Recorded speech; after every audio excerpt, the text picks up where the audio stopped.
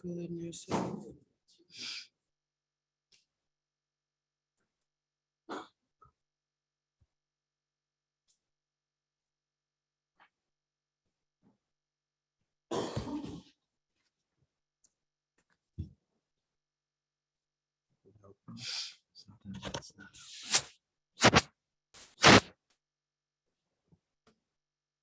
We all gonna be standing in front of it talking or like sharing this screen?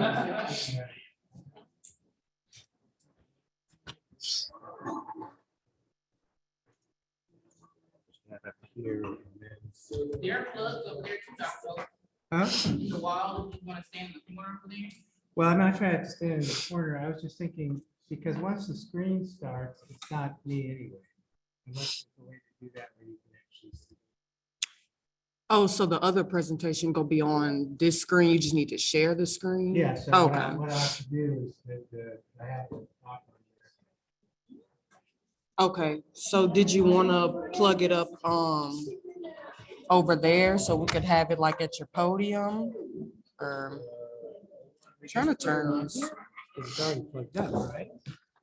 Yeah, Oh, you were just gonna keep it right yeah, here? I was Oh, just gonna okay. keep it right here, because no reason being over in the corner. Yeah, Okay. a little rough on the background. You have it already on the USB? It's, Okay, the wait, flash drive. yes. Okay, okay. So then whenever you're ready, just let me So, know and I could share the Now we screen. just get rid of me and then, or, it goes over to the side or Mhm. something. Okay. We'll So send out far, I over see a my- lot of interior.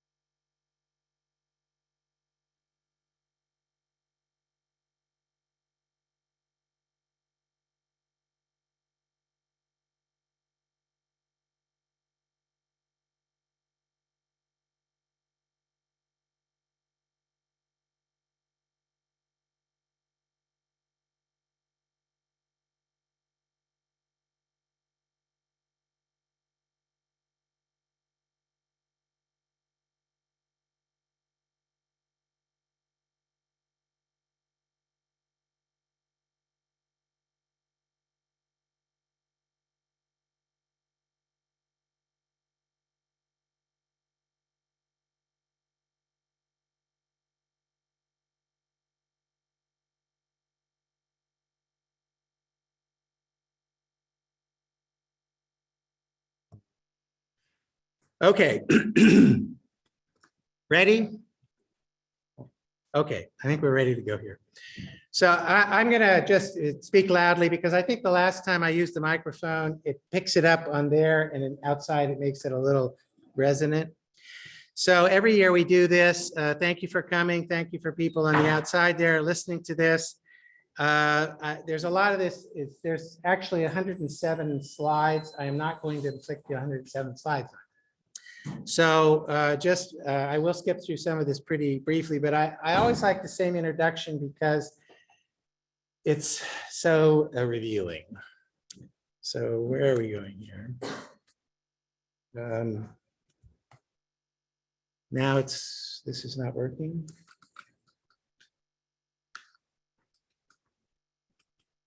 It's not moving.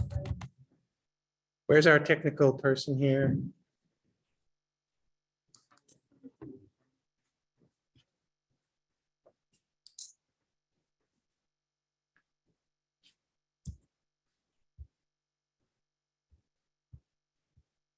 Or maybe it's just,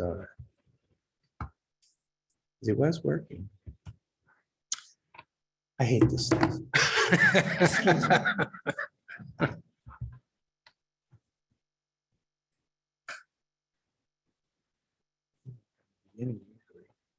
Yeah, that's what we just did. It should be able to advance with that. Just press this. So.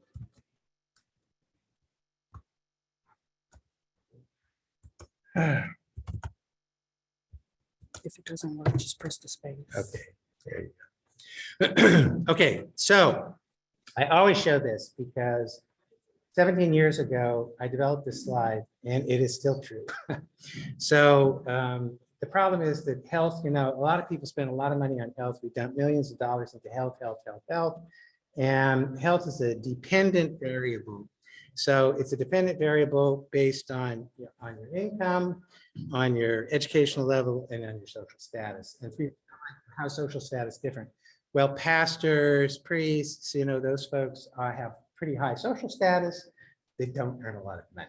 So they have a big stretch there and a small stretch there. But it's the area in the triangle. And this is very frustrating for people in healthcare because the 50%, over 50% of this doesn't really depend on us, the healthcare people. We're 10 or 20% maximum. What it really depends on is all these social determinants of health. And my good colleagues in the Rapides Foundation understood this many years ago, and they have the economic development section, educational section, health section. So, but not everybody got that memo. So there's a lot of people that are just consumed with the health spending, for instance. So that's our region. I don't need to go over that. This I show every time because there's a fair amount of inequity and injustice and so forth still around. And I show this one, and the medical students who come through, I ask each of them, do you know who William Faulkner was? And about 50% of them do not. So I'm not going to show a show of hands here. Very famous Southern writer. The past is never dead. It's not even past. He happens to be dead, incidentally. So that's our opportunity areas. And you can see that where it's red and orange, this is where people are born into poverty and stay in poverty. And that is not a good thing. So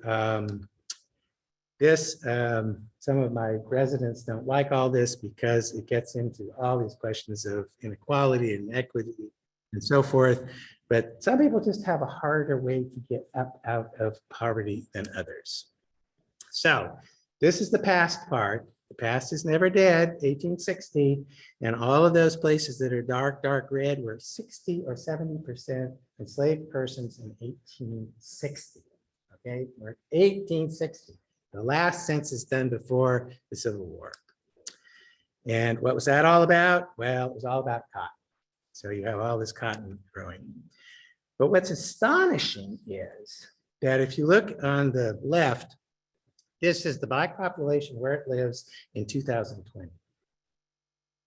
And we think we live in a very mobile society, but in fact, the people kind of live where they have always lived. And so there's a very heavy concentration of African Americans in areas where they were present in 1860. And, you know, this is just, we're still a predominantly white state. But if you compare those two, that's pretty shocking, because 1860 to today, you would think that there was a little bit of a few changes. And this is variations in socioeconomic opportunity among U.S. counties, and this is brand new. This is from the 2023 County Health Ranking. And you see that same distribution running up the river and down through Bienville Parish, and up there are still areas where there are variations in social economic opportunities. So that is 2023. That is our current county health rankings. And you see that you still have this pretty depressing route part that goes right up the Mississippi and then down in south of Shreveport. This was the same distributions in 1860, okay? So people hate this slide. They don't want to think about it. That's what we are in 2023. Okay. This is regions or types of longstanding discrimination and disinvestment. And this is also from county health rankings. And the black belt is in orange, and there's a lot of problems. America's health rankings, I'm not going to deal with this very long because we kind of know this. This is always a year behind. But we're 50th out of 50. So that's the context of how you rank the counties, is what the state's doing. The state is still 50th out of 50. And that is what we've done over the last, since they've done it, since 1990. We've been 47th or 8th, I believe, once or twice. The rest of the time, 50 out of 50. And this is with everybody in this room working as hard as they can to make this better, okay? And these are all, you know, everything in red, we're 40 over 40. And so this is, you know, national comparisons, a lot of problems there, high risk behavior. And these are your social economic factors. So we're still food insecurity, 48th, income inequality, 49th, high school graduation, 47th. This is compared to all the other places. So then we're going to go into the individual counties a little bit, but not a lot because there's 8 of them. So you can't really do that. This is clinical care. This is what doctors and stuff do. And curiously, we're only 39th in primary care. So primary care has actually made some significant progress because we were worse than that. We're still doing pretty poorly in our dentists. And we have 49th on preventable hospitalizations. So your health outcomes are all determined by 2 factors: length of life and quality of life. And the quality and there's various percentages here in that length of life and quality of life. But there's where we are. So who is 64th out of 64? Who has that honor? Well, that honor goes to Bienville Parish, just south of Shreveport. And Ascension Parish is 1 out of 64. Why is Ascension Parish 1 out of 64? Remember our triangle. They got money. It's that and St. Tammany are the only parishes in Louisiana that their per capita income is actually at national level. The only ones. Now, Bienville is like 18,000, 20,000, as opposed to 53,000. So money turns into health. You know, you can turn it any way you want. It's still a determinant. So here's what you came for, because we've been doing this since 2010. And every single year we do the rankings. So this is health, or, you know, the health rankings, not the health outcomes, not health factors.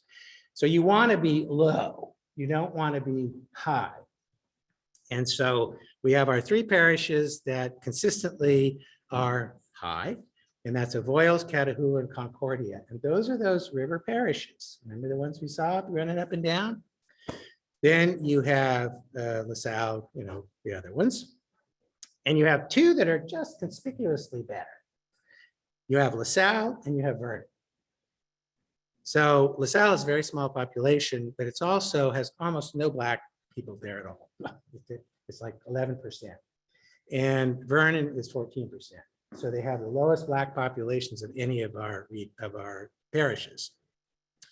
And since there's such terrible disparities in health outcomes, it always influences what the results come out. But what you're looking for, you want to be seeing things getting better. That's the whole goal of all of this, is you find out where you are and you try and get better. Well, here we've got two parishes that have actually improved significantly. Catahoula and Grant. Any clues as to why?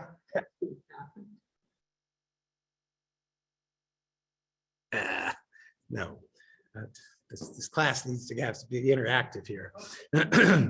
Grant Parish has had a big demographic shift because of people moving from Rapides into Grant. And so the population there has actually changed significantly.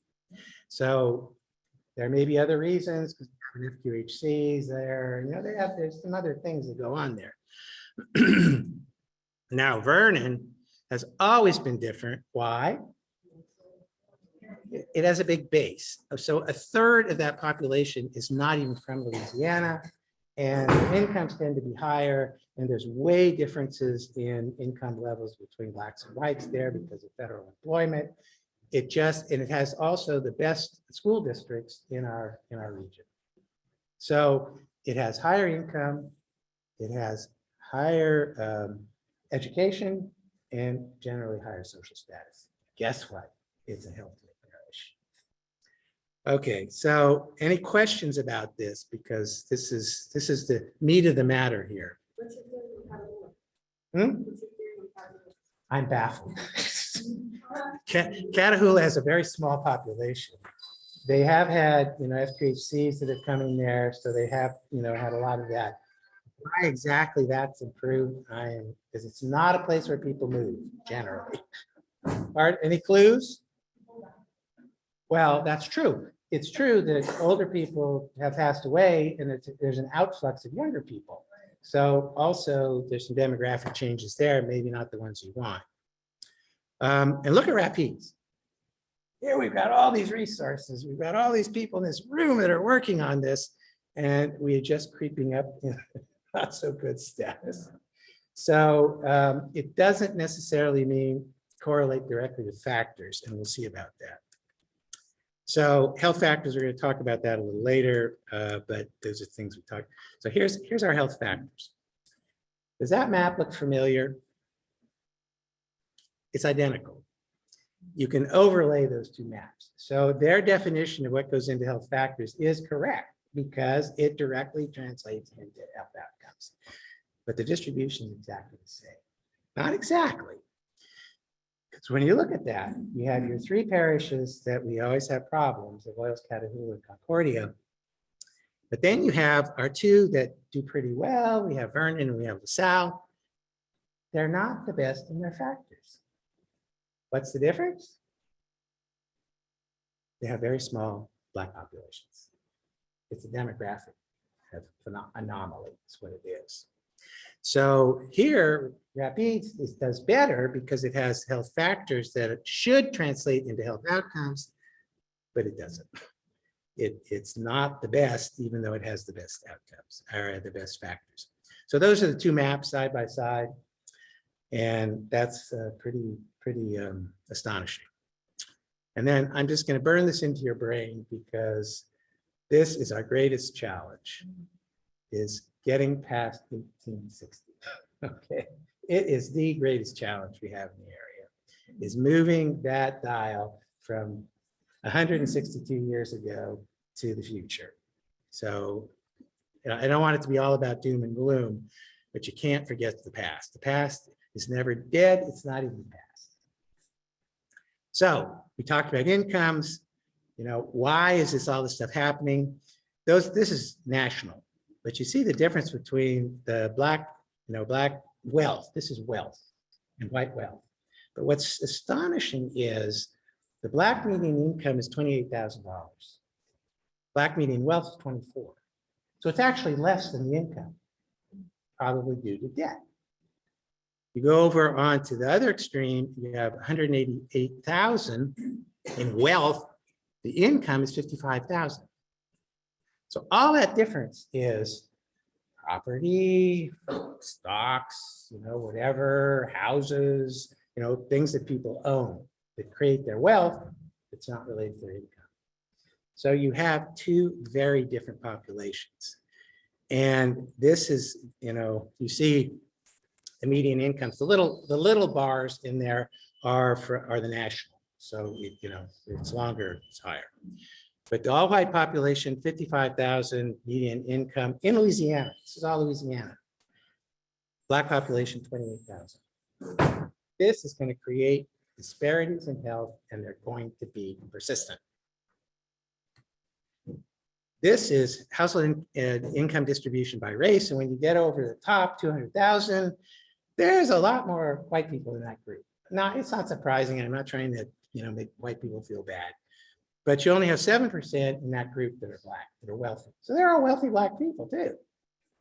You drop down to the less than 10,000 and that thing shifts. So 42% white and 52% Black. Remember, Blacks are 35% of the population. So that's overrepresented in that extremely poor area. And what does it translate into? Poor health. Those are the differences in our parishes. And the pink line's white people, the brown line is dark people, is Black people, and the difference is the disparities in income.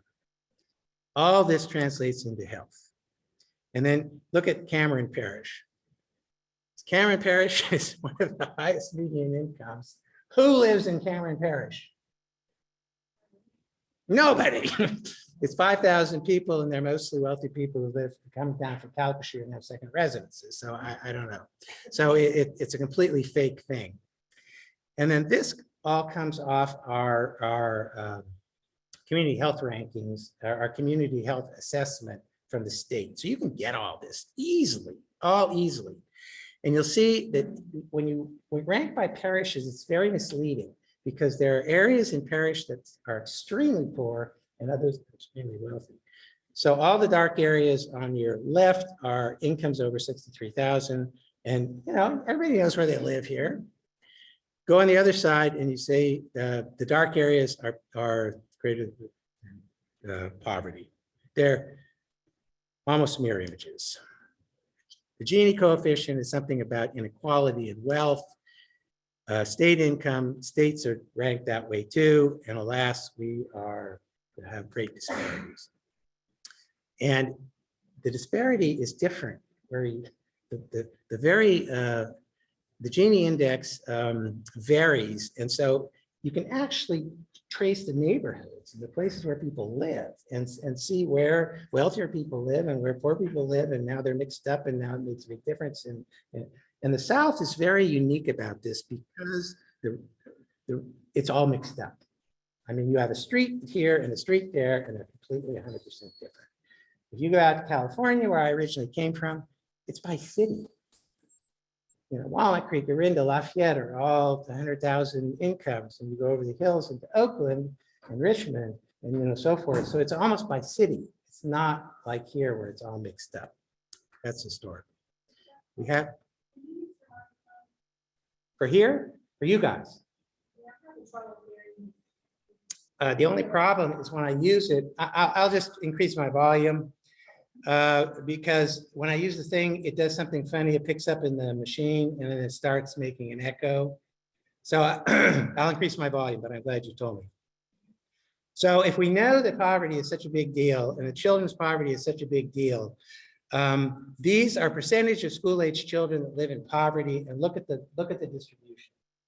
The distribution is that same picture. You could put the 1860 map over it. It's the same darn picture. So I'm not going to really go into all this. There's lots of drivers of this. 15% of Blacks in Louisiana live in deep poverty. They're 50% below the poverty level. That is abject poverty. That's recent.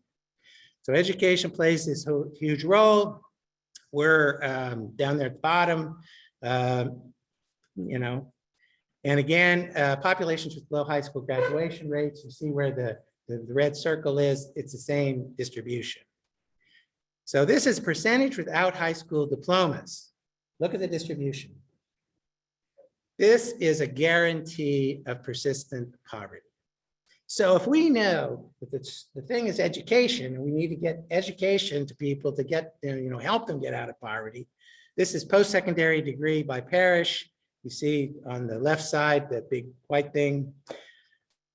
Again, these maps will superpose. Dark area, this is people without high school diplomas are equivalent. And look at in the parishes, how different it is. Look at Rapides. It's not the same. You run through the center, you have this area here, which is really Sonia quarters and so forth. So actually within parishes, you go over to Voiles, this is Simpsport. This is Bunking. So there are areas that are just, you can target these areas. So if you know that education is the answer, the federal government is going to help. So these are percent of school funding as a federal component. And you see all these green areas are over 25%, 25 to 40%. So the federal government does assist these schools. So it recognizes the problem. But does it solve the problem? These are school funding adequacy in 2019. And look at the distribution. So why does this happen? They're dumping a bunch of federal money in, they're want to make these schools better, they want to get people out of poverty, and they're still inadequately funding. Well, Mrs. Franklin can probably answer that question because the funding depends on the wealth in the community. And if you're dealing with communities that are very poor, they have no tax base. And so their schools flounder. They try, but they flounder. And then we ran into all this horrible problem over COVID. Kids were supposed to be at home on their broadband, getting all their education through internet. These dark areas have less than 15% broadband. Now they are working on that. Somebody's working on that, but that is a real problem. So this is on the left side, it's folks lacking a high school diploma by race. And the pink side is female and the blue side is male. So you see in the blacks, 19.3% of women and 25.9% of men, and lacking a high school education. Just above it is a white population. This is a formula for poverty. Graduates, college graduates is even worse.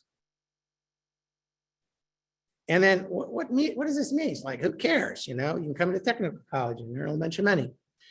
Well, no high school diploma, your anticipated earnings by educational attainment is $20,000. I guarantee you, well, I hope, there's nobody in this room that's earning $20,000 or less. You might. And then on the right side, it's all about gender inequality. So women really get it. So how is this translated into Black doctors? So we have 35% of this population are African Americans generally. We should have 35% Black doctors. Look at how many we have. 3.6%. 3.6%. That is not a success. And the medical schools are being pulled on the carpet for this. And they're screaming and yelling because they can't get people that are qualified to apply. And where does this go back to? Mrs. Franklin knows. It goes back to preschool. It goes all the way back, because if you don't have a pipeline, adequate pipeline, you're never going to have anything at the other end. So that's called parity. The red line is what you would expect based on the population, and the blue line there is doctors. Not enough. And every study shown that if you have physicians that look like you, talk like you, have the same background, you tend to do better because you have better connections. Whites are overrepresented, Blacks grievously underrepresented. And the problem is, this is growth from 2010 to 2017, 12 to 19. It hasn't gotten better. It hasn't gotten better. And there's been national attention to this. And LSU, Tulane, Loyola, they're all wanting to work on this and they're having a terrible time. Just like hospitals have a terrible time when they're responsible for community health outcomes because they don't control all the social determinants of health. So it's a big problem. You know this by heart. This is their HIPSA areas where they don't have enough doctors. And this is from the county health rankings. It's a very progressive group up there. So you're like, what's the matter? It's the same distance. Wish I could get rid of that thing on the bottom. I don't know how. But the second line is, it's the same distance. Well, yeah, it's the same distance. And what does this all end up in? Okay, who cares? All those red areas are places where people die earlier than the national average, which I might add has dropped significantly. Life expectancy. Look at the old South. Superimpose this with demographics. And COVID did a huge number on these people, everybody. But it specifically, it really was a lot of issues for Blacks and Hispanics, because in the beginning there was no vaccine, no nothing. And then folks had low paying jobs. They had to go to their work. They couldn't work from home. And all of a sudden you had these huge drops in life expectancy. Now those are coming back a little bit with time, but that really did a number. And so here's the lightest areas have the lowest life expectancy. That surprise anybody? Guess what that is? Sonia quarters, lower third, etc. That's the Bunkie, here's SimSport and so forth. It all translates in people die younger. And younger people die younger too. And so this is 17. I tried to find one like this I found something else, but we're here, but this is Louisiana. And this is the United States compared to other countries. So this is the whole United States. These are all countries that do better. So we are doing better than Chile, Turkey, and Mexico, but is that the standard, the bar we really want to set? What's not up here is that we spend $4 trillion on healthcare every single year. $4 trillion. It's 18% of the gross domestic product and comes out to $11,000 for every man, woman, and child in the United States. The average in European average is 5,000. And their health outcomes are all better. So it's not necessarily how much money you dump into this. You have to do it smart, not just quantity. These are sudden and unexpected infant deaths and all kinds of risk factors. Kind of wish I could get rid of this little thing here in the bottom. It's hiding some stuff. How do you get rid of that thing? Okay, anyway, so these were borrowed from our friends at the Rapides Foundation. So these were recent. I just want to get rid of that thing. Oh, I should ask you sooner. That's Jalen, incidentally, who does our communication for COVID. She's really smart. So here's Louisiana. That's US. And that's our area. So we are actually doing a bit better than, and this is right out of your website, folks. But still, with all this, we have the second highest infant mortality and 80% of the injury were, et cetera, 50% of infant homicides. I mean, there's some real problems here too. But in the end, we have this. We have a lot of little kids who die. Ooh. When you do that, I can't move my hands. I don't know why it does this.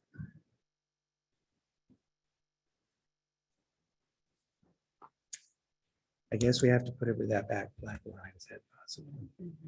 Try it. Yeah, it works well, it did work anyway. Last time you had to go out and then come back in.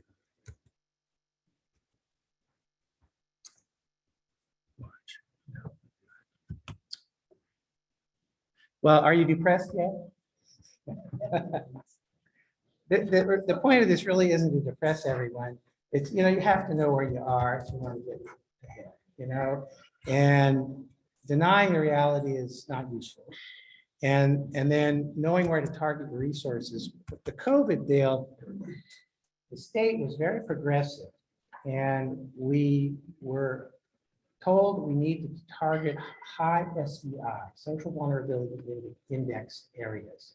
So we went out and we did vaccines in every place, but targeting places where people do not get vaccines. So, we got graded by the federal government on this, and we got out of 1,000, a 938 score for being attentive to equity. All of our neighboring states, the highest score was 60. This was virtually ignored. Okay, I think we have to live with that little black line. But so maternal mortality, 4 times as many Black women as white. This is a huge disgrace. And so you've seen this before. These are areas of poverty and so forth. And these are what they call the SVI index. Those pink things are the highest SVI indices in the region, in the parishes. And so you see Simsport is right that little corner of oils, and we're hoping to open a health hub there.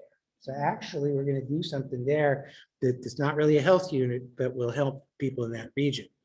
That has a social vulnerability index. 1 is the highest, 0.94. It's the highest in the whole parish. Anyway, those are the ones that we concentrated on, and I'm not sure we got everybody vaccinated, but we certainly tried. Wait, I'm going the wrong direction here. So you've seen this before. This is called the, concentrated disadvantage. And those are those 2 neighborhoods. One's Wilshire Park. Wilshire Park's behind Soka 1. And then the Sonia Quarters, everybody knows where that is. So that is the difference between the average person there. So Wilshire Park, 7.3% in poverty, 8% on public assistance, 0.9 unemployed, 25% female households, 19% young children. You go less than 2 miles away. This is not Norway versus Congo. This is 2 miles in the same city. And you have your results of 37% of the people on public assistance, 34%, 34.7, below poverty, 37%, unemployed, 9, probably higher now, female households, 60%, and 33% of the people. A young population, it's very, very poor. We're tolerating that in our city right now, today. And this is intolerable. Okay? If we want to live in 1860, it's okay. But personally, I wouldn't. Twice as likely to be born low birth weight, 1.5 to be born prematurely, twice as likely to die before the age of 1, 35 times more likely to live in poverty, 3 times to have a child as a teenager, twice as likely to be unemployed, 4 times likely. These are 2 worlds that are coexisting 2 miles apart. And everybody knows what they look like. So there's a lot in here about suicides and stuff. One of the curiosities is the Black population, the suicide rate is quite low. Black population. The problem is it's all wiped away by homicides related to firearms. And so what is the leading cause of death among white adolescents? It's not fentanyl yet. Car accidents. Young Black adolescents, homicide. That crossed here recently. It's pretty bad. Firearm and homicide deaths. And guess what? Murder and negligent manslaughter per 100,000. Look at Louisiana. It's just This is your statistics, very recent. Difference in Black and white homicide rates. Homicide rates, Louisiana. We're actually doing a little bit better than the state. Okay. Hard to believe, but it's true. Violent crime, we're not doing so well. Look at Rapides. Huge deal. This is recent statistics. And all this was made so much worse by COVID. COVID just increased all your fentanyl use, your drug use, your violence, everything in the world. So it was really bad. So our challenge is to convert a bunch of small triangles into larger triangles. And 17 years ago, I put that slide up, and it's true today. And socioeconomic, if you want to get impact, this drives the residents and medical students crazy because they think they're doing all the work, but that's less than 20%. So they're up there at the top. It's the socioeconomic factors. All this is on the state health assessment. All this is on the Rapides Foundation. It has wonderful things on it. And where you live, these are two places in Alexandria, actually impacts your health. And it shouldn't be any surprise to anybody. So that's it. So I'm going to stop sharing and answer questions.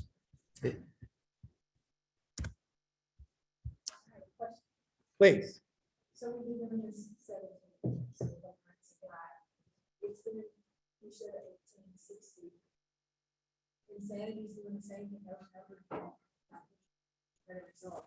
So what are we not doing right? Are we doing the same things and getting nothing? And or what we have to put the and put this on its edge to get a different result? Well, I think you go back to your triangle. And you have to devote adequate funds to education, and you have to target the places where there's the least, the worst results. I mean, am I wrong? No, I'm trying to be patient, but you're the one that's having questions, because I do have questions and comments as well. Education does play a role in the development of any person's economic progress. Economics, education. I think I turn it on. It's not the end all be all. I don't think it's, no, I think it's turned off. Just Okay. No, so what you're asking is the elephant in the room question. What are we doing? I do want to commend you, Dr. Holcombe, in regards to what's happening since for you did realize there's a number. We get this data, but what do we do on the data? You've shown action by extending some type of health assistance in that area. That's great, thank you. Reason why I'm saying about education, as you all know, as a school board member, it is a challenge trying to make sure it's not just the schools, it takes the community, and what you all are doing here is part of the community. And it also takes place in the home. So how we can bring all these entities together will help benefit the children. Now, Dr. Holcombe, I love what you do all the time and pointing out the race and then the difference in the economics growth, whereas education is a barrier. I say this to each and every one of us here, because I have to say this to myself, is how can I make a difference? And then when one person does interact with another, it does make a difference. So let's do this as a collective. So by us coming here, that helps me to go back and share information or challenge the system and how we best address it. But we gotta realize history has been, for a better word, whitewashed. Is because we're not really addressing the issue. And that's what you're asking. That's what I'm saying. That's the elephant in the room. Historically, we have done things. You talked about doctors, not many Black doctors or Native Black Americans being doctors. Part of the system was set up to block them to become doctors. So you set up a process that put barriers. And I remember this probably like 10 years ago, I was at a state meeting or something, and I said, well, what are you doing? And so maybe 3 years later, they came out with an apology. Okay, that's great. But let's see no, that's good. Let's be greater and see how we can address those things directly. Education is a pathway, and I'm all about prevention and early intervention. I don't want to take up too much time, but I welcome these conversations, and that's why you see me making notes so that I can go back and challenge and encourage and champion those things. As you know, in the past few weeks, we had a school that was gonna be closed in Sonia quarters. And that school was showing growth, but seems like every time we do something, we get knocked back. But this is one case that didn't happen, so that school is still will be open. However, we need the community, as we saw in that past month, this last month, is to stay engaged, stay engaged. Thank you. I'm sorry. Don't, I don't have a problem answering the question, somebody want to ask you something, that's not a problem. Somebody did say in the chat, to repeat Miss Jennifer's question, because they couldn't hear. Okay. And so, she had asked basically why the results are the same year after year, since this is our 13th annual, conference talking about this, basically, what can we do differently? And they did have one question in the chat, Dr. H, a comment. Ms. Mitzi LaSalle said, let Dr. Holcombe know that Black families can't afford medical school and not enough is done to help them finance it. So some don't even try, even though they are qualified educationally. So if you had any commentary on that. Good. I'll answer that while we're going. They actually can. They're offering mentorships and scholarships, and they're going and recruiting kids in high school that are, STEM achievers. And the problem is the pool of available people is like this big. And the majority of Black applicants will get a 500 or less on the MCATs. You have to take this test. So they have 10,000 applicants for 3,000 places in the United States, or more than that. It's horrendous. So they're having to choose from the very clever people that have an average MCAT score of 800, and they have folks who have a 500. So I said, why don't you get rid of it? I mean, don't look at it. I mean, and then you get all these, the quality of our education is going to go down the tubes and nobody's going to learn anything, all this other stuff. But if you recognize the problems, so they're really trying to increase the number of Black physicians. It's just the pipeline is a dribble at that point. And AHEC is working with us to, and get kids interested in STEM and all that. But when you have a 500 average MCAT against an 800 average MCAT, and you're on the selection committee and you're saying, I said, why don't you get rid of this? And one of the people that were on a selection committee said, it was the single greatest predictor of finishing successfully medical school.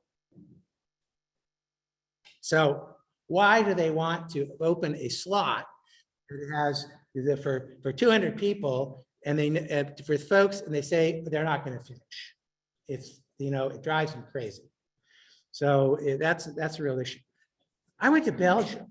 They had a whole different way to approach this problem. You finish high school, you can go to medical school. So they accepted 1,000 students. But 6 years later, there were only 200 left because they failed them out. So anybody, a farmer's son or daughter can go to medical school in Belgium, but doesn't mean you're going to finish. Here it's, you start, you better finish. And most people do, it's like 99%. So we've structured, every system is perfectly designed to produce the results it produces. So you look at the results it produces and you try and figure out how you can change that so that the system will not produce those results. We have a couple more comments in the chat that I'll read out, and then Mr. Chuck had something to say. M. White said also, covering tuition does not cover costs. You can have full scholarship and not be able to afford to attend. And then Ms. Mitzi LaSalle said, let him know that I'm speaking from experience. Those efforts are not happening in Central Louisiana. My son has been accepted to middle school because we are pushing forward and we'll make it happen. Well, I mean, I congratulate anybody who has the perseverance. Not everybody can speak French and go to Belgium to go to medical school. That was also because I had a different kind of education.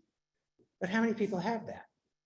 So the medical students who are coming through our office were generally $500,000 in debt.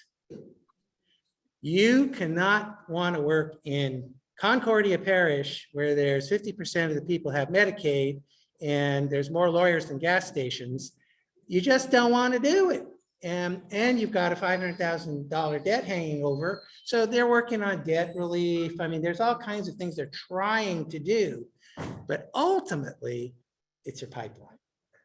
Nurses too, it's your pipeline.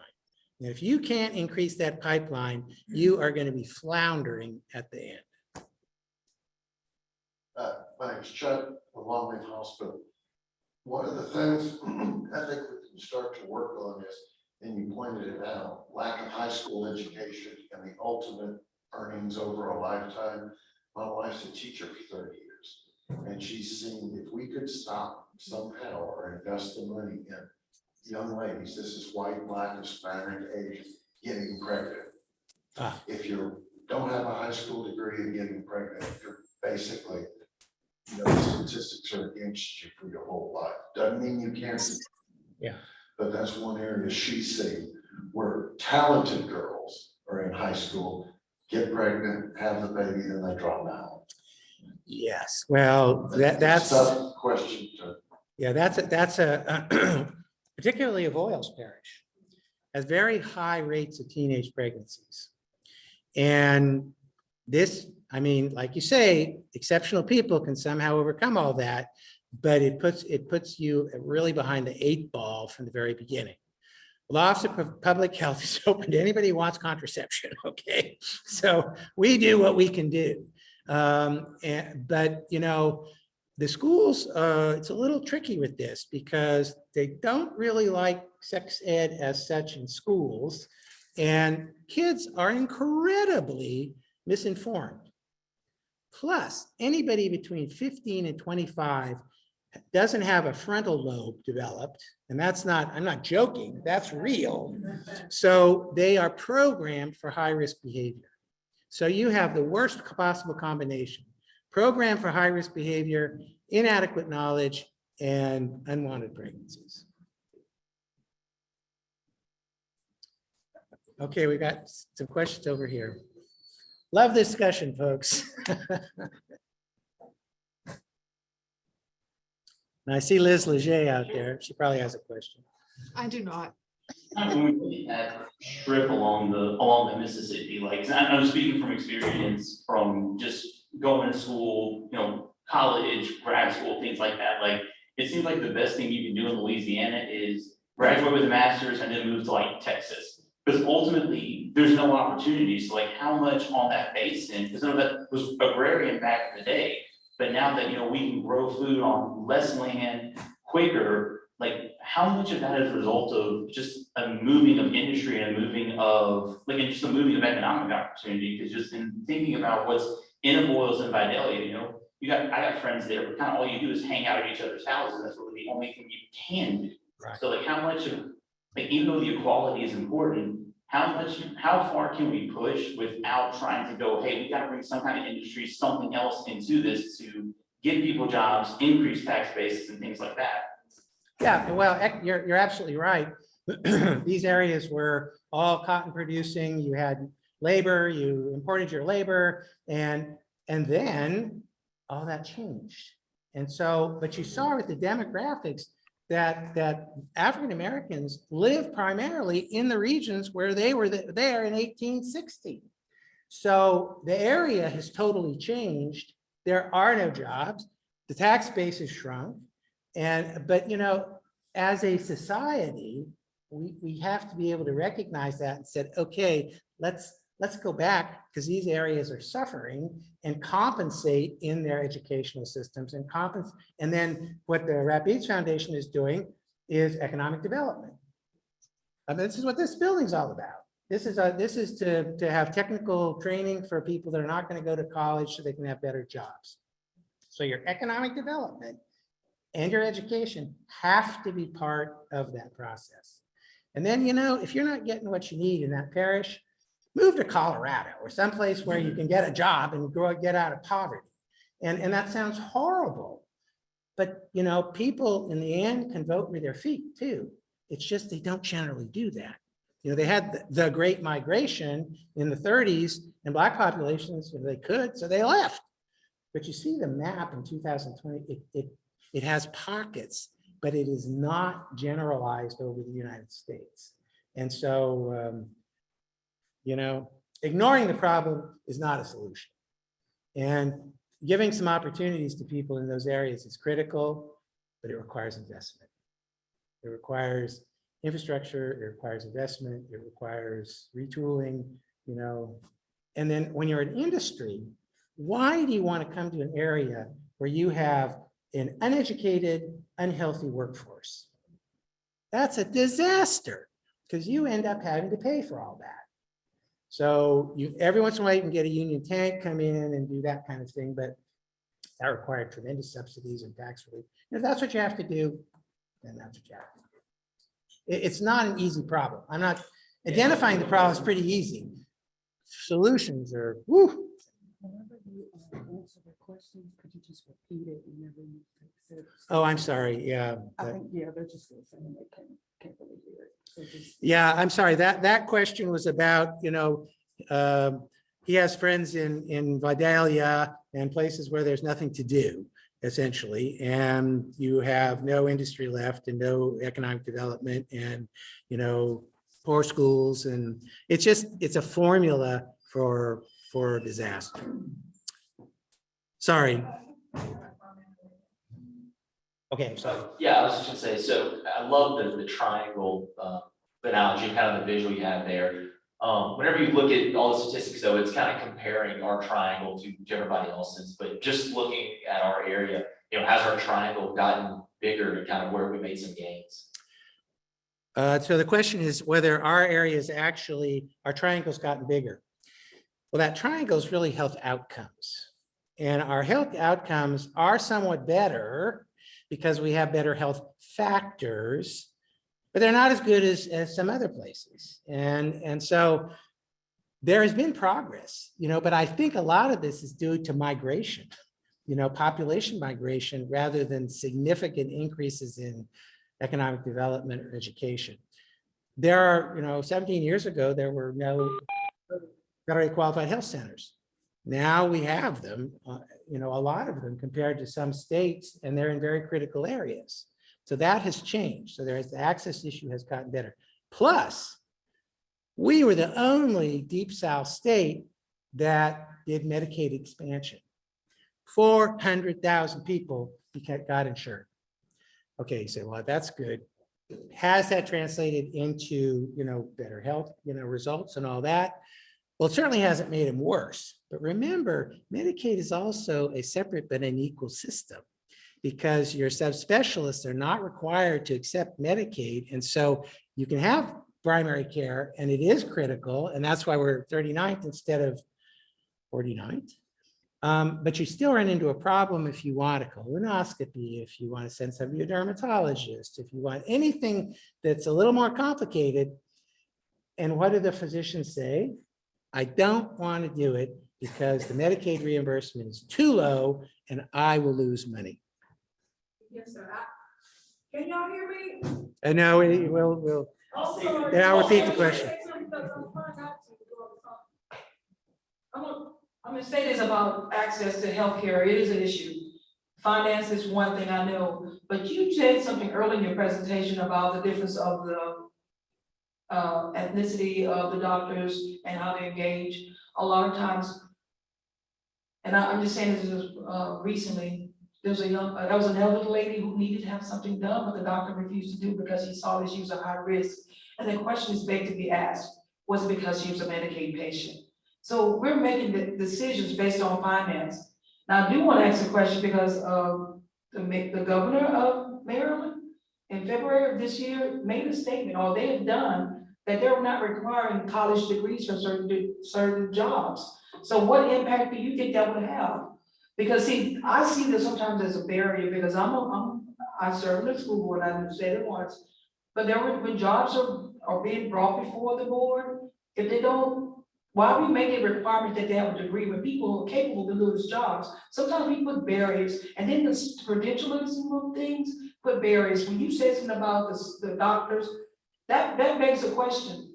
Are we putting these things there to make the pipeline so difficult so we can keep a higher demand, so people can have more control of the monies that they get? I mean, it makes you think about it, because a lot of these things are institutional and they could be addressed, but do we have the mindset and the willpower to do so? Those are the questions that needs to be asked. That's what I'm asking, but we need to be answered, not only by me, but others Yeah. who are in position to make those decisions. So the question was really about, was more of a statement than a question, that people can recognize these problems that exist, but it requires some political will to address them, and that may be the political will. I was at it sounds weird, but I was at a dinner party, and there were 4 physicians and their wives there, and the conversation turned to emission requirements at their alma mater, which I will not mention. And they all were complaining that lowering the standards would lower the standards of the school, that it would impact the professional quality of the school and the people who came out of it. These are 4 well-known, highly respected individuals in the community. And they're not mean people, and they're not nasty people and all that, but they focused on the quality aspect, and we're using that really almost as an excuse to say, you know, there are other ways to do. There are always other ways to do this. So I think we have to be creative and persistent, and hopefully we can make some changes. Doing the same thing over and over again is not useful. I mean, it's not useful. So I'm throwing out this challenge to all the good people in this room. We can make it a better place, but don't brush the problems under the rug, and then be willing to devote the resources to change them. Okay, what other, Mr. Orange, you were sitting there so silent.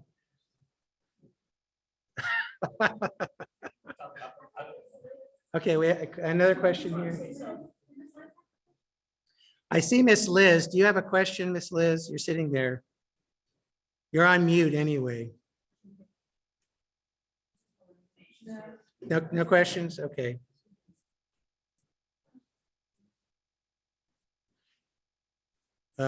Okay, we have another question over here, Jalen. Well, this is one from my old position. Like, are there any studies that are done on the health outcomes for renters versus homeowners? It would depend on their income.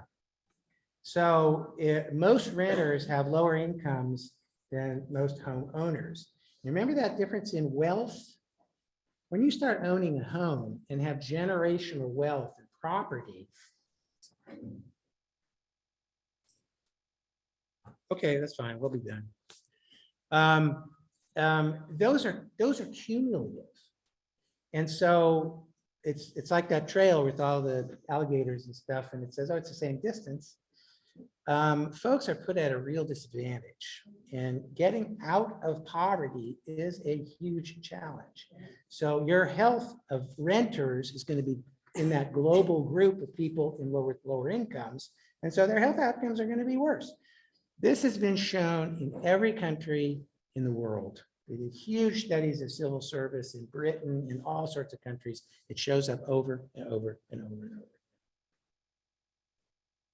So your renters are at a disadvantage because of their income, not because of necessarily their renting. They're not creating equity. Right. And they can't pass that equity on to their kids because they won't have it.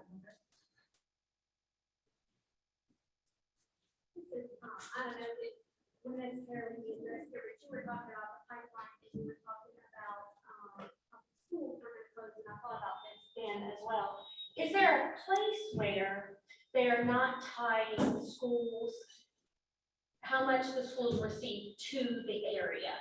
Is there a place we could model after, or is that something that's ever been done where the schools have, let's say, the whole state, and they get equal amounts of funding, and they're not tied to the tax base in the area? So the question is about the funding, school funding, which I will defer to Ms. Franklin.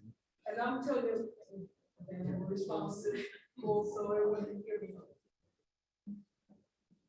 You gotta realize the way schools are funded, the actual buildings are funded by the taxes based on the people where they reside. Then there's an education component that comes from the state and the federal government.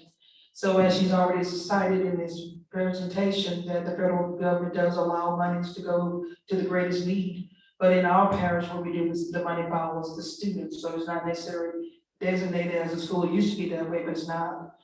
What you're asking in regards to how can the monies help better the students? He made a point, and I'm gonna sound controversial here, it's not so much the money does help, don't get me wrong, it is the people. We need people who are committed and dedicated to why they do what they do. As we look at the schools, we look at the product of what the school does, it's because the schools do, it's because what happens to the people who are in the school.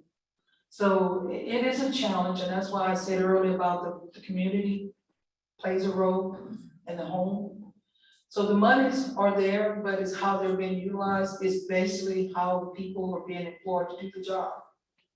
I know that doesn't answer your question, but I'm just telling you, that's the conundrum.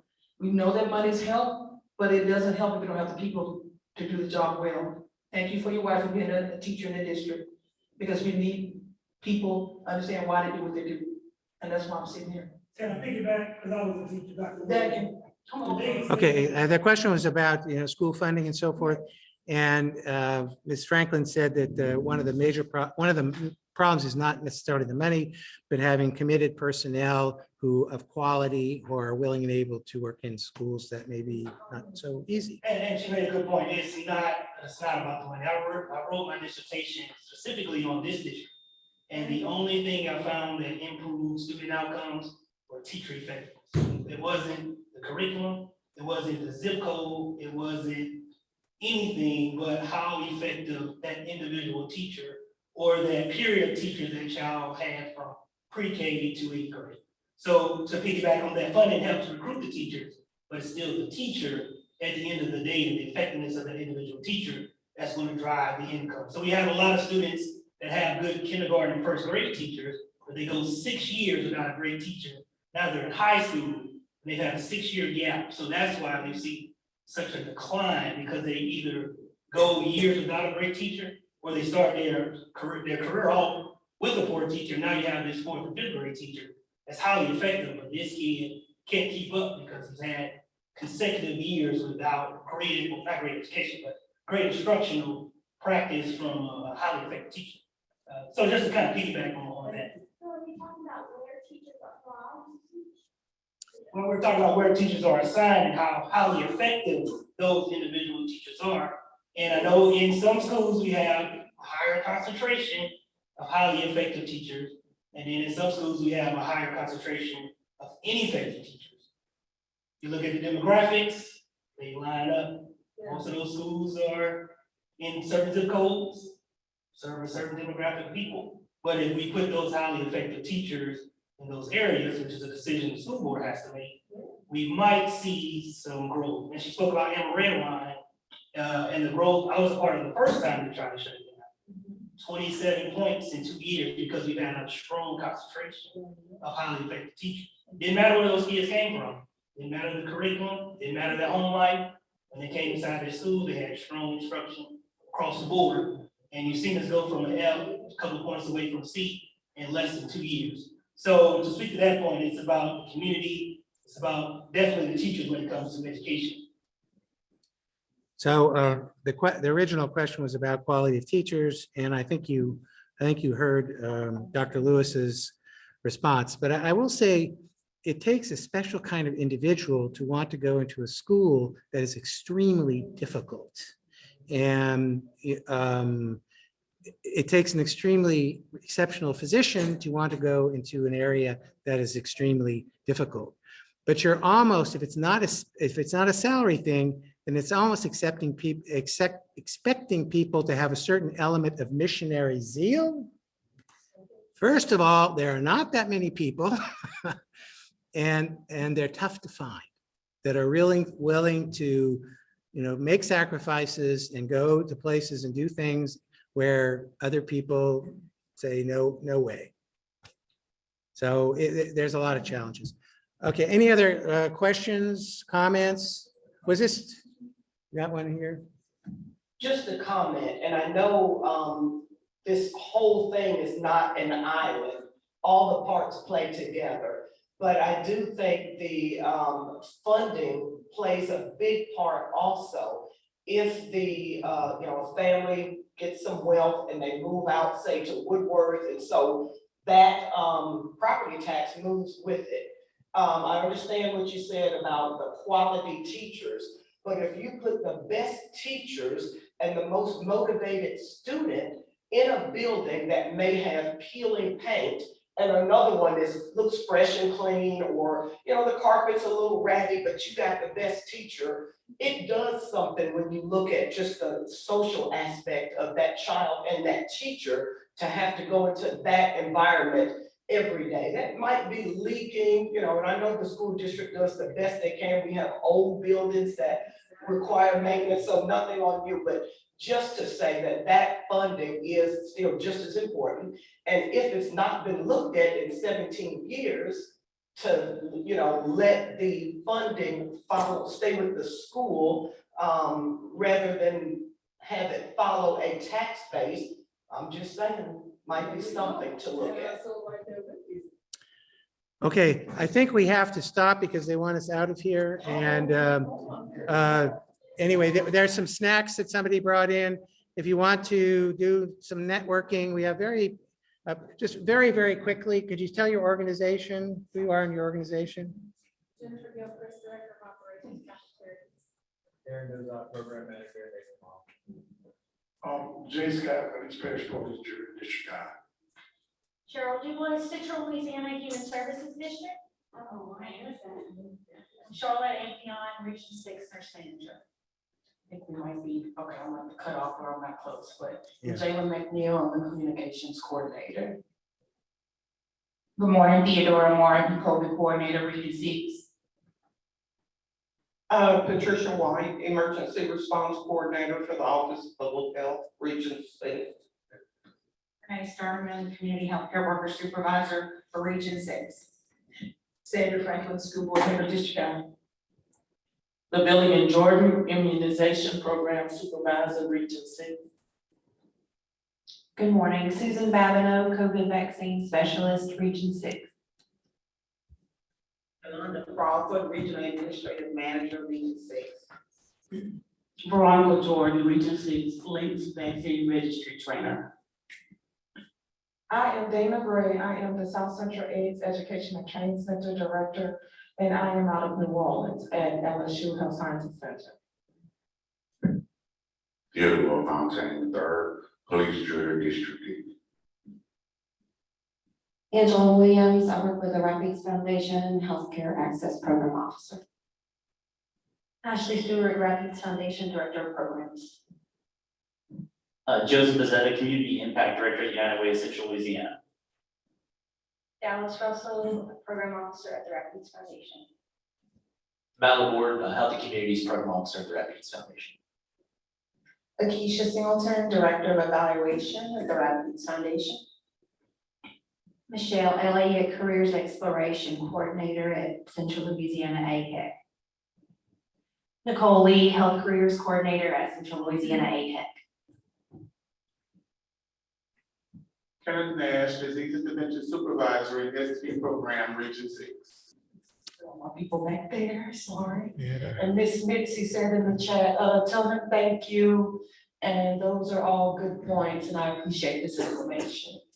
Okay, well, out there in the hinterland, thank you for participating. Yes, hello, Liz. Dr. Lewis, Regional Administrator, Office of Public Health, Region 6. Julie B. Bidley's, Assistant Regional Administrator, OPH.